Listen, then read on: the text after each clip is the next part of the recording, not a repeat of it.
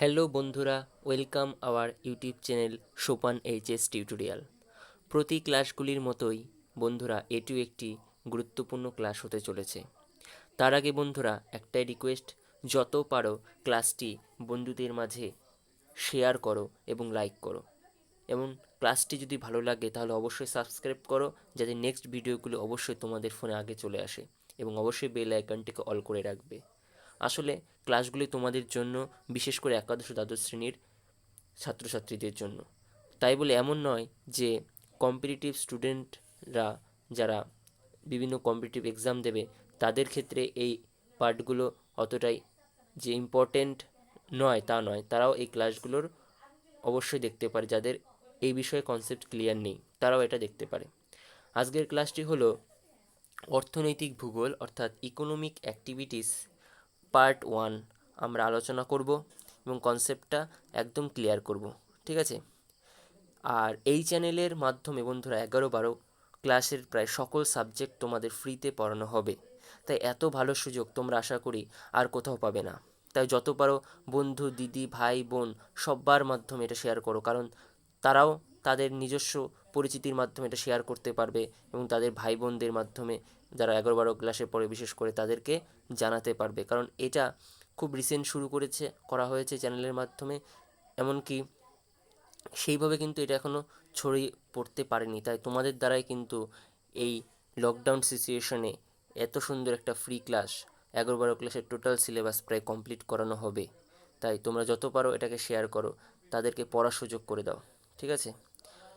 আর এরই মাঝে বন্ধুরা আরেকটা গুড নিউজ তোমাদের জন্য। বন্ধুরা, আমাদের চ্যানেল সোপান এইচএস টিউটোরিয়াল একটি টেলিগ্রাম চ্যানেল রিসেন্ট খুলেছে তোমাদের জন্য, স্পেশালি তোমাদের জন্য। চ্যানেলটার নাম বন্ধুরা আমি এখানে লিখে দিচ্ছি। প্রথমে বড় হাতের সোপান, SOPAN, সোপান এইচএস, বড় হাতের এইচ, বড় হাতের এইচএস টিউটোরিয়াল, বড় হাতের টি, এবার সব ছোট হাতে, টো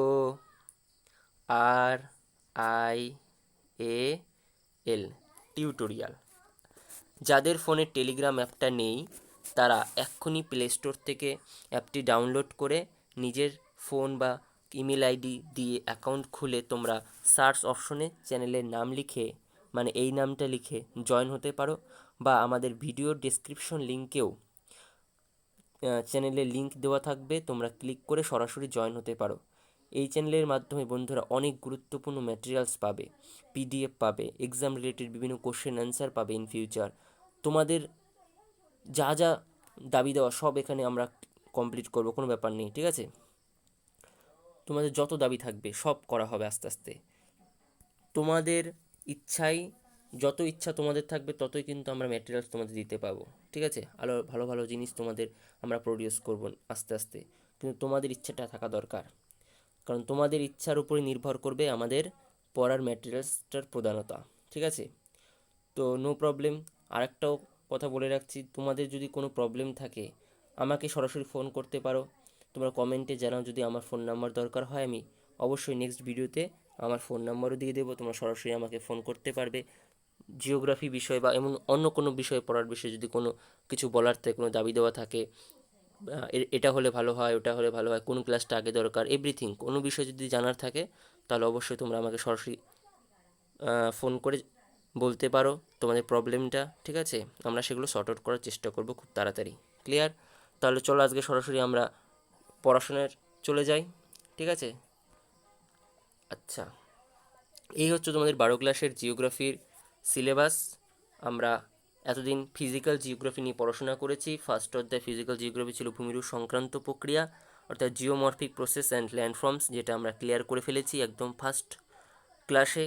সেকেন্ড আমরা শিখেছি works of ground water and ল্যান্ডফর্মস অর্থাৎ ভূমজল সংক্রান্ত কাজ এবং তাদের দ্বারা সৃষ্ট বিভিন্ন ভূমিরূপ। এটাও আমরা পুরোটা ক্লিয়ার করে ফেলেছি 5টা ক্লাসের মাধ্যমে বন্ধুরা। 5খানা ক্লাসের মাধ্যমে আমরা এই ভৌমজল সংক্রান্ত কাজ এবং তার ভূমিরূপ ক্লিয়ার করেছি। যারা যারা এই ক্লাসগুলো দেখোনি বা এই ভিডিওগুলো দেখোনি তারা একবার আমাদের ক্লাসের, মানে আমাদের যে চ্যানেল সেই চ্যানেলের প্লে স্টোর বানিয়ে রেখেছে বা প্লে স্টোর বানানো আছে জিওগ্রাফি 12 ক্লাস বলে আলাদা করে, তোমরা সেখানে গিয়ে একদম পরপর ভিডিওগুলো দেখে নিতে পারো একদম ওপর থেকে, ঠিক আছে? তাহলে আশা করি তোমাদের কোনো প্রবলেম হবে না। এরপর আমি বলেছিলাম যে ইকোনমিক জিওগ্রাফি পড়াবো, তো আজকে বন্ধু তোমাদের জন্য ইকোনমিক জিওগ্রাফি নিয়ে এসেছি। ইকোনমিক জিওগ্রাফির আজকে শুধু আমরা অর্থনৈতিক ক্রিয়াকলাপটাই শিখবো, ঠিক আছে? নেক্সট দিন থেকে আমরা প্রাইমারি অ্যাক্টিভিটি, সেকেন্ডারি অ্যাক্টিভিটিগুলো শিখতে শুরু করব। ক্লিয়ার? আজকে আমরা শুধু ইকোনমিক অ্যাক্টিভিটিস কনসেপ্ট ক্লিয়ার করব। ক্লিয়ার? চলো বন্ধুরা, এবার নেক্সট ভিডিও চলে যাচ্ছি আমরা। নেক্সট পেজে আমরা যে জিনিসটা প্রথমে বুঝবো সেটা হচ্ছে আমাদের যে অর্থনৈতিক কার্যকলাপ, মানে অর্থনৈতিক যে কার্যাবলী বা ইকোনমিক যে অ্যাক্টিভিটি জিনিসটা কী, ঠিক আছে? সেই জিনিসটা আমরা বুঝবো। আচ্ছা, ধীরে ধীরে আমরা বুঝবো। এটা একটা ছক বন্ধুরা, ঠিক আছে? এই ছকের দিকে আমরা পরে তাকাবো। ক্লিয়ার? আগে আমরা এই পার্টটুকু বুঝি। জিনিসটা কি প্রথমে আগে বুঝতে হবে যে অর্থনৈতিক উদ্দেশ্যে মানে কি, আমাদের সমাজে বা আমাদের পরিবেশে, পরিবার বা পৃথিবীর সাপেক্ষে বা আমাদের ভারত দেশের সাপেক্ষে, যে কোনো একটা নির্দিষ্ট সাপেক্ষে বা একটা বড় আকারের সাপেক্ষে যখন অর্থনৈতিক উদ্দেশ্যে বিভিন্ন রকম কাজ সম্পাদন করা হয়, সেটা আমাদের পরিবারের সাপেক্ষে হতে পারে বা একটা বাজার দরের সাপেক্ষে হতে পারে বা একটা দেশের সাপেক্ষে, একটা নির্দিষ্ট জায়গায় দেশের সাপেক্ষে হয়ে যাচ্ছে বা অন্য দেশের সাথে আমাদের দেশের একটা সম্পর্ক হয়ে যাচ্ছে। তাহলে বিভিন্ন রকম অর্থনৈতিক উদ্দেশ্যে যখন অন্যান্য অনেক রকম কাজ সম্পাদন করা হয়, উৎপাদন করা হয়, চাহিদা বন্টন ভোগ করা হয়, বিনিময় করা হয় ইত্যাদি যাবতীয় যা কাজ করা হয়, তাই হচ্ছে আমাদের অর্থনৈতিক কার্যাবলী। ঠিক আছে? আশা করি বন্ধুরা বুঝতে পেরেছো। আগে ভালো করে বোঝো জিনিসটা কি, তারপরে নিজের মতো করে খাতায় নোট করো। আমি যেটা লিখেছি সেটাই লিখতেও তার কোনো মানে নেই। আমার মতো করে তোমরা ভাববার চেষ্টা করো, ঠিক আছে? আমার শব্দগুলো আমি যেটা বলছি সেটা ভালো করে বোঝো, তারপর নিজের মতো করে সেই শব্দগুলোকে বানাও, তৈরি করো, ফরম্যাট বানাও। ক্লিয়ার? তাহলে কি বলতে চাইছি, এক কথা আমি যদি বলি যে বিভিন্ন জীবিকায় নিযুক্ত থেকে, ঠিক আছে, মানে অর্থনৈতিক উদ্দেশ্য অবশ্যই প্রত্যক্ষ পরোক্ষভাবে পৃথিবীব্যাপী মানুষের যে কর্মকাণ্ড, সেটা ছোট হতে পারে, সেটা বড় হতে পারে, দেশের জন্য হতে পারে, তোমার নিজস্ব পরিবারের জন্য হতে পারে, ঠিক আছে? যা কিছু হতে পারে, যখন তুমি একটা অর্থনৈতিক উদ্দেশ্যে যে কোনো কাজ সম্পাদন করছো এবং তার ফলে যে বেনিফিট, যে উৎপাদন বা যে তোমার প্রফিট, সবটাই কি হলো তোমার অর্থনৈতিক কার্যাবলী। ক্লিয়ার? তাহলে অর্থনৈতিক উদ্দেশ্য সাধনে যখন বিভিন্ন রকম কার্যাবলী সম্পাদন করা হয়, সেটা খাদ্য হতে পারে, সেটা বস্ত্র হতে পারে, বাসস্থান হতে পারে, প্রভৃতি যে চাহিদা মেটানোর জন্য যে সম্পাদন, সেটাই হচ্ছে আমাদের অর্থনৈতিক কার্যাবলী। তাহলে এই কথাগুলোই নিজের মতো করে লিখতে হবে যদি পরীক্ষায় আসে, অর্থনৈতিক কার্যাবলী কাকে বলে। ক্লিয়ার? এবার নিচে আমি একটা ছকের মাধ্যমে বন্ধুরা এখানে অর্থনৈতিক কার্যাবলীটা বোঝানোর চেষ্টা করেছি, সেটা একবার দেখে নিই। ঠিক আছে? এটা যদি মনে রাখো তাও হবে। অর্থনৈতিক কার্যাবলী মানেই, অর্থনৈতিক কার্যাবলী মানে একটা উৎপাদন থাকবে, অর্থনৈতিক কার্যাবলী মানে একটা বন্টন থাকবে। তার মানে কি, অর্থনৈতিক কার্যাবলী মানে একটা উপাদান থাকবে, একটা নির্দিষ্ট জিনিসের উপর তোমাদের কাজ করতে হবে, সেখান থেকে তোমরা প্রফিট পেতেও পারো, আবার প্রফিট নাও পেতে পারো। মানে কি, ধরো এমন কোনো একটা উৎপাদন বা এমন কোনো একটা জিনিস যেটার দ্বারা আমাদের অর্থনৈতিক মানে অর্থ উৎপাদন হচ্ছে না, মানে অর্থ আসছে না, কিন্তু সেই জিনিসটার দ্বারা আমরা কি হচ্ছি, প্রভাবিত হচ্ছি। সেটা আমাদের সাংস্কৃতিক, মানসিক, তারপর আমাদের চলার পথে আমাদের মনকে খুশি করছে, ঠিক আছে? বিভিন্ন রকম কর্মকাণ্ড সম্পাদন করছে, কিন্তু আমরা সেখান থেকে কোনো রকম অর্থ পাচ্ছি না, তাহলে কিন্তু সেই কাজটা আমাদের অর্থনৈতিক কার্যাবলীর মধ্যে পড়বে না। ঠিক আছে? তাহলে উপাদান হতে গেলে সেই উপাদানই দরকার যেটা আমাদের অর্থ প্রদান করতে পারবে, সেটাই হচ্ছে উপাদান। তাহলে অর্থনৈতিক কার্যাবলীর মধ্যে অবশ্যই একটা উপাদান থাকতে হবে যেটা আমাদের অর্থ প্রদান করবে। আচ্ছা, আর কি থাকতে হবে? অবশ্যই একটা বন্টন থাকবে। যদি বন্টন না থাকে তাহলে কি হবে না, আমরা বিনিময় পাবো না। ঠিক আছে? বন্টন মানেই তো, বন্টন যেখানেই থাকবে সেখানে আমরা বিনিময় পাচ্ছি। তাহলে বন্টন থাকা দরকার। বিনিময়, বন্টন মানে কি, আমি একটা জিনিস কাউকে দিচ্ছি, তার বিনিময়ে আমি একটা জিনিস পাচ্ছি, হয়তো আমি অর্থ পাচ্ছি বা কোনো একটা মাল পাচ্ছি, কোনো একটা জিনিস পাচ্ছি। ঠিক আছে? তাহলে বন্টন থাকতে হবে অর্থনৈতিক কার্যাবলীতে, আবার বিনিময় থাকতে হবে। আর কি থাকতে হবে? একটা ভোগও থাকতে পারছে। ভোগ জিনিসটা কি? ভোগ মানে আসলে কিছুই না। ভোগ মানে তুমি যা উৎপাদন করলে সেটা তোমার পরিবারের সাপেক্ষে ভোগ হতে পারে বা দেশের সকল ব্যক্তির ভোগ হতে পারে। তাহলে ভোগ তো করতেই হবে ভাই। ঠিক আছে, ভোগ যদি আমি না করি তাহলে তো আমি উৎপাদন করতে পারবো না। তাহলে আমরা যে খাচ্ছি সেটাও কিন্তু একটা অর্থনৈতিক কার্যাবলীর মাধ্যমে আমাদের খাবার হয়ে আসছে। সেটাও কিন্তু যেমন প্রথমের দিকে অর্থনৈতিক কার্যাবলী ছিল একজনের, সেটা আমাদের একটা সময় ভোগ হয়ে গেছে। তাহলে এরা সবাই কি এক একটা সাপেক্ষে ইন্টারলিঙ্কেজ। তো অর্থনৈতিক কার্যাবলীর মধ্যে এই চারটে জিনিস কমপক্ষে থাকতেই হয়, একটা উপাদান, বন্টন, বিনিময় আর ভোগ। ঠিক আছে, উপাদান আগে দরকার, তারপরে আসে বন্টন, তারপরে আসে বিনিময়, তারপরে ভোগ, আবার উপাদান। তাহলে এইভাবে বন্ধুরা ইন্টারলিঙ্কেজ আবার করা যেতে পারে। আমরা উপাদান থেকে সরাসরি ভোগও করতে পারি। সবাই কি পরস্পরের ইন্টারলিঙ্কেজ। তাহলে তোমরা যদি এই ছকটা শুধু নিজের মতো করে খাতায় আমি যেভাবে বানিয়েছি সেম এরকম করে বানিয়ে মনে রাখো, তাহলেই অর্থনৈতিক কার্যাবলীর সংজ্ঞাটা ইজিলি বলতে পারবে। তাহলে অর্থনৈতিক কার্যাবলীতে একটা উপাদান থাকতে হবে এবং সেই উপাদানের বন্টন, বিনিময়, ভোগ এর মাধ্যমে যখন একটা অর্থনৈতিক উৎপাদন বা একটা অর্থনৈতিক মানদণ্ড আমরা পাচ্ছি, সেটা পরিবার সাপেক্ষে হতে পারে, দেশের সাপেক্ষে হতে পারে, তখন সেই উপাদানটিকে বা সেই জিনিসটাকে আমরা কি বলছি না অর্থনৈতিক কার্যাবলী বলছি। ঠিক আছে, মানে যে পথের মাধ্যমে হচ্ছে সেটাই হচ্ছে আমাদের কার্যাবলী, প্রথমত অর্থনৈতিক উপাদান, আর যে কর্মকাণ্ডের মাধ্যমে হচ্ছে সেটা হচ্ছে আমাদের অর্থনৈতিক কার্যাবলী। ক্লিয়ার? আশা করি তোমরা অর্থনৈতিক কার্যাবলী বা ইকোনমিক সিস্টেম জিনিসটা কি সেটা তোমরা বুঝতে পেরেছো। দেখো প্রত্যেকটা জিনিসই কিন্তু ইন্টারলিঙ্কেজ। ঠিক আছে, আর দেখো এমন একটা জিনিস যেটা হচ্ছে ধরো বন্টনও হচ্ছে, বিনিময় হচ্ছে, ভোগ হচ্ছে, আবার উপাদানও রয়েছে, কিন্তু অর্থ আসছে না। যদি অর্থ না আসে তাহলে সেটা অর্থনৈতিক কার্যাবলীর মধ্যে আমরা ফেলতে পারবো না, অর্থনৈতিক সিস্টেমের মধ্যে আমরা ফেলতে পারবো না। ঠিক আছে, ক্লিয়ার? চলো, আশা করি তোমরা বুঝতে পেরেছো। এবার আমরা নেক্সট স্লাইডে চলে যাচ্ছি। আচ্ছা, এইবার নেক্সট স্লাইডে যে জিনিসটা আমাদের বুঝতে হবে সেটা হচ্ছে ক্যারেক্টারিস্টিক্স অফ ইকোনমিক অ্যাক্টিভিটিস। তার মানে কি? ক্যারেক্টারিস্টিক্স মানে হচ্ছে আমাদের বৈশিষ্ট্য। এই যে ইকোনমিক অ্যাক্টিভিটি, এই যে আমাদের যে অর্থনৈতিক ক্রিয়াকলাপ, কার্যকলাপ, তার যে কী কী বৈশিষ্ট্য রয়েছে, এর মধ্যে আমরা কী কী পাবো। ঠিক আছে, আমি এখানে গুরুত্বপূর্ণ পাঁচটি দিয়ে রেখেছি, তোমরা আরও দিতে পারো, কোনো ব্যাপার না, আগে বুঝে নাও। প্রথমে আমি দিয়েছি অর্থ উপার্জন। আচ্ছা, অর্থ উপার্জন জিনিসটা কি? অর্থ উপার্জন মানে হচ্ছে যে কোনো প্রকার অর্থনৈতিক কার্যাবলী অর্থ উপার্জনে সহায়তা করে। তার মানে কি? তুমি যখন একটা উৎপাদন সেটা বিনিময় করছো বা বিক্রি করছো এবং সেখান থেকে যখন তুমি একটা অর্থ পাচ্ছো, তাহলে অর্থ উপার্জন করতে পারছো, যেটা তোমার পরিবারের দিক থেকে অবশ্যই একটা গুরুত্বপূর্ণ পথ, তাই তো? মানে তুমি ধরো মাছ বিক্রি করছো, তাহলে মাছ বিক্রি এটা হচ্ছে তোমার উপার্জনের দিক। এমনকি তুমি সেখান থেকে অর্থ পাচ্ছ, তার মানে এটা হচ্ছে তোমার ইকোনমিক অ্যাক্টিভিটিস অবশ্যই, তাই তো? তাহলে ইকোনমিক অ্যাক্টিভিটিসের মধ্যে তোমার কর্মকাণ্ড অবশ্যই মাছ ধরা এবং তার সাথে অর্থ লুকিয়ে রয়েছে এবং তুমি সেখান থেকে অর্থ উপার্জন করছো, আর যেটা তোমার পরিবারকে বাঁচিয়ে রাখছে। তাহলে অবশ্যই ইকোনমিক অ্যাক্টিভিটিসে অর্থ উপার্জন একটা বিশেষ গুরুত্বপূর্ণ দিক। ক্লিয়ার?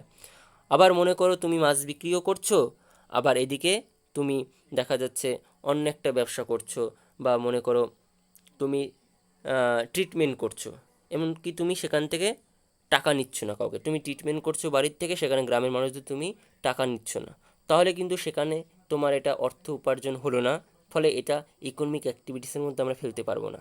ক্লিয়ার? যদি অর্থ আমরা সেখান থেকে না পাই তাহলে কিন্তু আমরা সরাসরি সেটাকে ইকোনমিক অ্যাক্টিভিটিস বলতে পারবো না।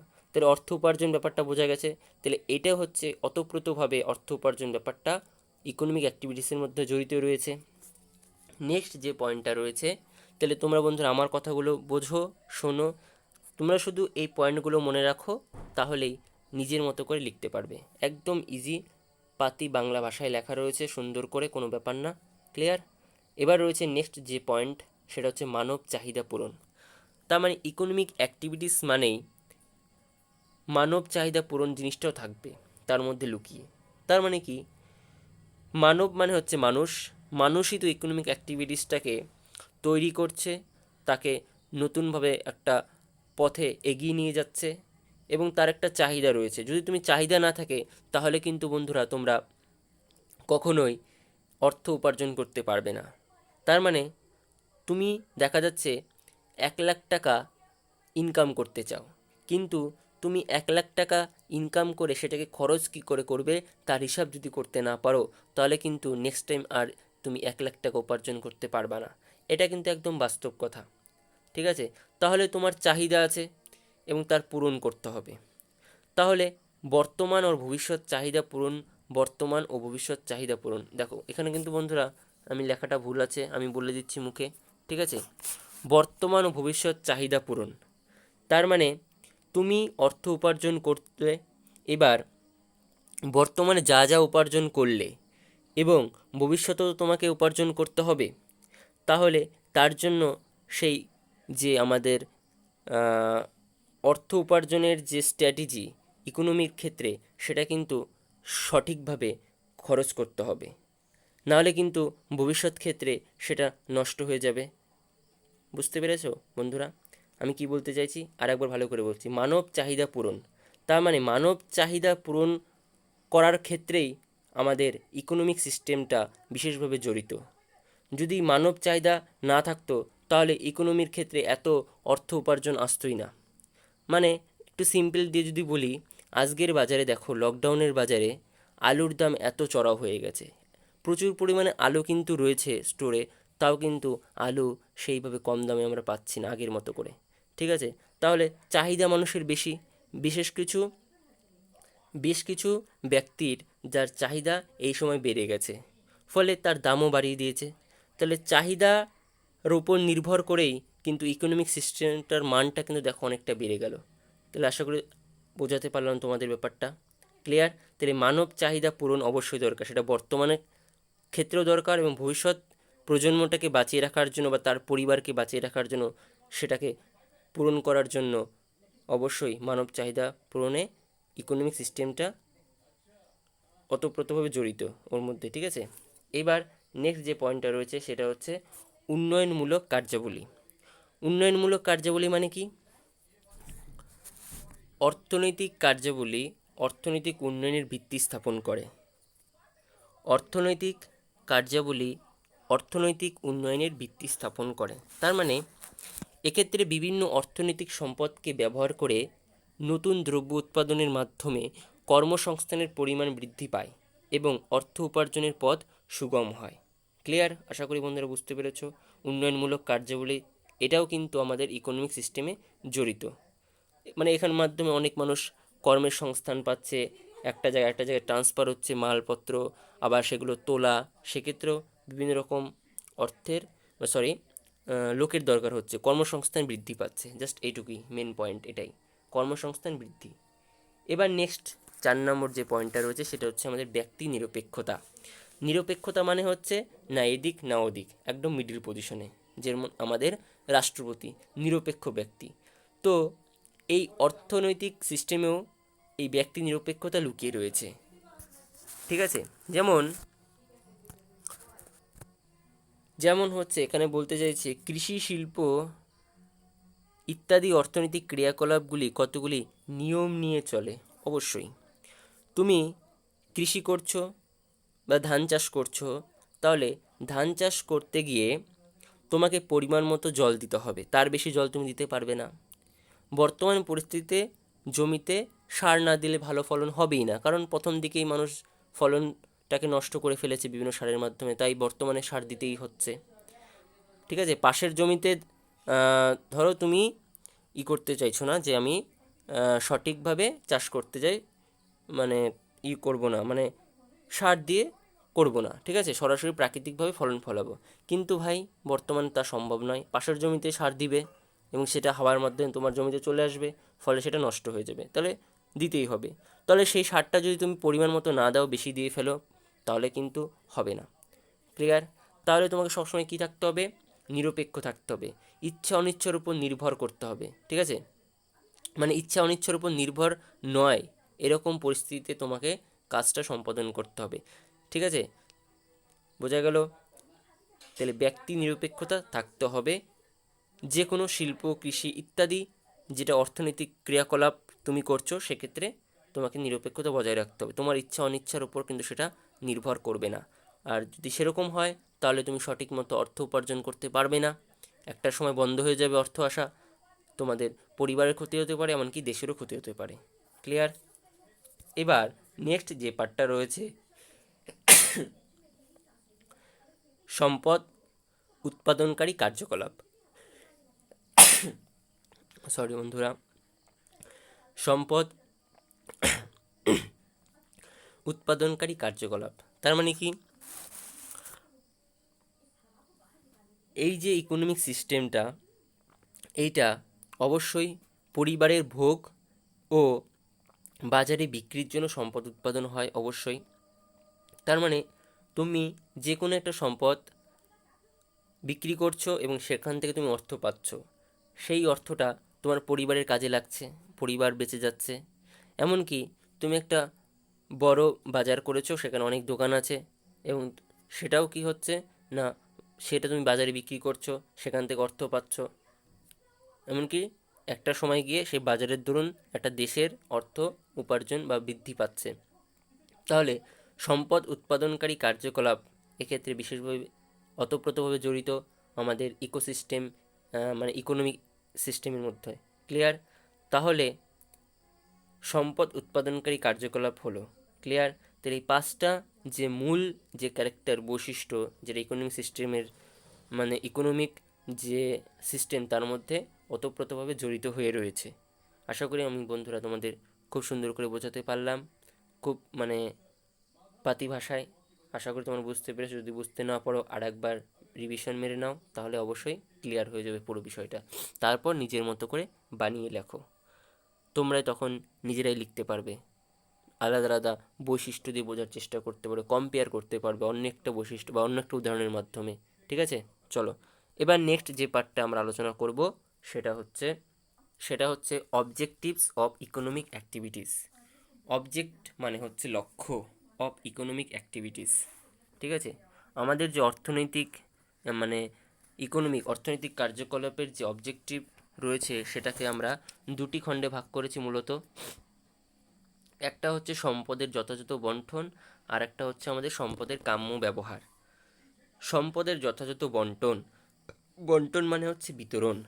সম্পদকে যদি আমি যথাযথভাবে বন্টন না করি তাহলে কিন্তু এটা একদিন শেষ হয়ে যাবে।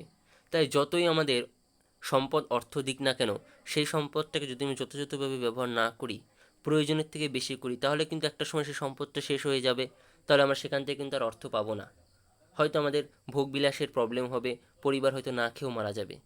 তাই আমাদের চাহিদা কিন্তু অনেক, আমাদের কিন্তু এটা মানতেই হবে। দেখো, একটা গরিব মানুষ এই পরিস্থিতিতে বা আমাদের ভারত দেশে গরিব মানুষ সবসময় গরিব হয়েই যাচ্ছে, দেশের পর দিন, দিনের পর দিন। আর বড়লোক হয়ে যাচ্ছে।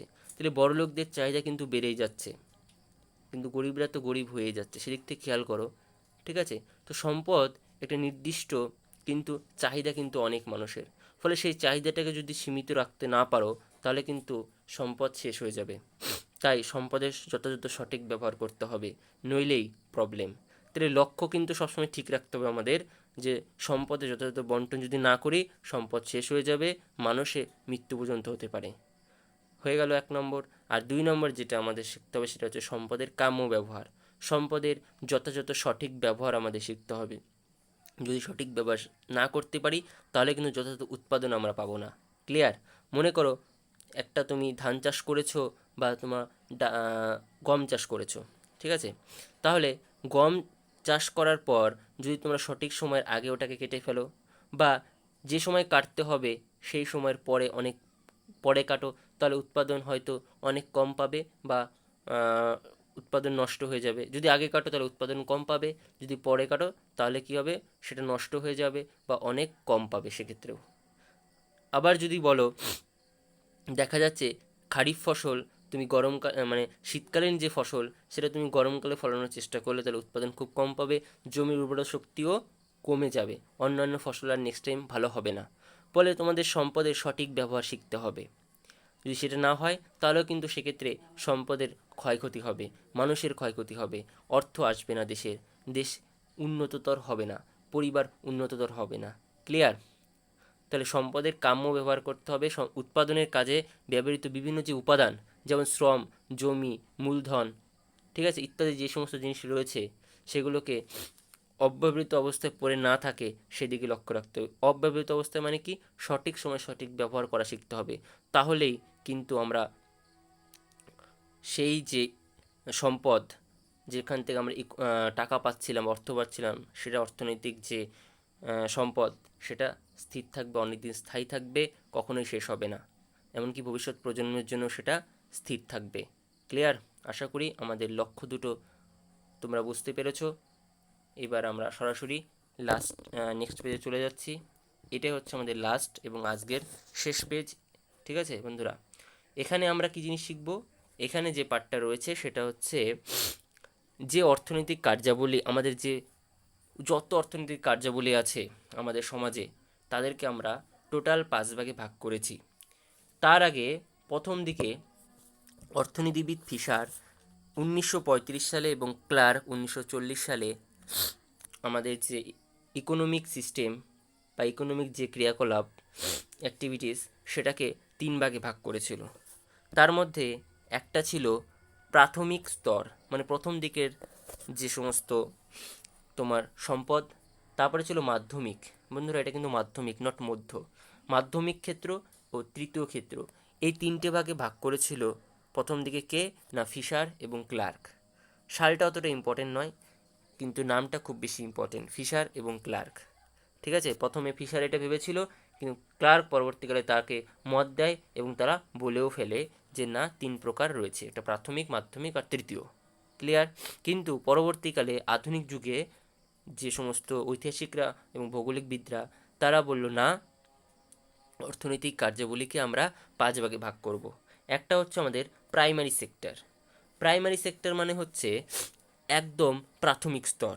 ঠিক আছে, প্রাথমিক স্তর বা প্রথম স্তরের যে সমস্ত কার্যাবলী রয়েছে সেটাকে বলবো আমরা প্রাইমারি সেক্টর। নেক্সট তারা বলল সেকেন্ডারি। সেকেন্ডারি মানে হচ্ছে দ্বিতীয় বা গৌণ। দ্বিতীয় বা গৌণ স্তরের যে সমস্ত অর্থনৈতিক কার্যাবলী রয়েছে, ঠিক আছে, সেগুলো হচ্ছে সেকেন্ডারি, মানে হচ্ছে দ্বিতীয় বা গৌণ। টারশিয়ারি, সেকেন্ড মানে দ্বিতীয়, বোঝা গেল। টারশিয়ারি মানে তৃতীয়। দেখো, নামের সাথে বাংলার লিঙ্ক রয়েছে, তাই আমি আলাদা করে নিচে লিখিনি। ঠিক আছে, তোমাদের যদি প্রবলেম হয় আমার কথা শুনে সেটা লিখে নাও তোমরা খাতায়। ক্লিয়ার? টারশিয়ারি মানে হচ্ছে তৃতীয় বা সেবা ক্ষেত্র। তৃতীয় বা সেবা ক্ষেত্র, সেবা ক্ষেত্র। ক্লিয়ার? টারশিয়ারি মানে তৃতীয় শ্রেণীর কার্যাবলী, আর একটা নাম হচ্ছে সেবা ক্ষেত্র। ক্লিয়ার? এবার 4 নম্বরে তারা বলল কোয়াটারনারি। কোয়াটারনারি মানে হচ্ছে নব্য স্তর, নব্য স্তর বা চতুর্থ শ্রেণীর। তাহলে এটা হচ্ছে প্রথম, এটা হচ্ছে দ্বিতীয়, এটা হচ্ছে দ্বিতীয়। আমি একটু শর্টকাটে লেখার চেষ্টা করছি বন্ধুরা। এটা হচ্ছে দ্বিতীয়, এটা হচ্ছে তৃতীয়, এটা হচ্ছে চতুর্থ, তাহলে এটা নিশ্চয়ই পঞ্চম হবে, তাই তো? এটা পঞ্চম। ক্লিয়ার? তাহলে কোয়াটারনারি মানে হচ্ছে চতুর্থ স্তরের অর্থনৈতিক কার্যাবলী, মানে হচ্ছে নব্য স্তর। আর 5 নম্বরে তারা বলল কুইনারি। কুইনারি মানে পঞ্চম স্তরের অর্থনৈতিক কার্যাবলী, তার মানে অতি নব্য স্তর। তাহলে কুইটারনারি মানে হচ্ছে নব্য স্তর, আর কুইনারি মানে হচ্ছে অতি নব্য স্তর। এই 5 ভাগে আমাদের সকল যে অর্থনৈতিকগত যে উৎপাদকমূলক ইকোনমিক অ্যাক্টিভিটিস রয়েছে, সেগুলোকে 5 ভাগে ভাগ করলো। এই 5 ভাগগুলো আমরা পরবর্তী ক্লাসগুলোতে আলোচনা করব। আজকের মতো বন্ধুরা এখানে শেষ করছি। তার আগে রিকোয়েস্ট বন্ধুরা একটা, তোমাদের যদি ক্লাসটি ভালো লাগে তাহলে অবশ্যই লাইক, শেয়ার এবং সাবস্ক্রাইব, এবং যদি ভালো না লাগে তাহলে পাশেই লাইকের পাশে ডিসলাইক অপশন আছে, তোমরা অবশ্যই ডিসলাইক করতেও পারো। আর তার আগেও আরেকটা অ্যানাউন্সমেন্ট বন্ধুরা, যদি তোমাদের মধ্যে কেউ আমাদের সোপান এইচএস টিউটরের সঙ্গে যুক্ত হতে চাও, মানে 11 বা 12 ক্লাসের কোনো একটা সাবজেক্টের কোনো একটা বিষয় পড়াতে চাও বা পড়াতে ইচ্ছা থাকে তোমাদের, তাহলে আমাদের যে কমেন্ট বক্স আছে, ভিডিওর কমেন্ট বক্সে গিয়ে নাম্বার দেওয়া আছে, তোমরা সেখানে কল করে আমাদের সঙ্গে যোগাযোগ করতে পারো। ঠিক আছে? এবং তোমরা কোন সাবজেক্ট পড়াতে চাও বা কোন টপিকটা পড়াতে চাও 11 এবং 12-এর যে কোনো সাবজেক্টের, তোমরা আমাদের সঙ্গে যোগাযোগ করতে পারো। কমেন্ট সেকশনে গিয়ে নাম্বার দেওয়া আছে, সেখানে গিয়ে কল করে আমাদের সোপান এইচএস টিউটোরিয়ালের সঙ্গে যুক্ত হতে পারো। ক্লিয়ার? আশা করি বোঝাতে পারলাম বন্ধুরা। আজকের মতো এখানে শেষ করছি। পরবর্তী ভিডিওতে আমরা প্রাইমারি সেক্টর নিয়ে আলোচনা করব। ক্লিয়ার? ধন্যবাদ, বিদায়।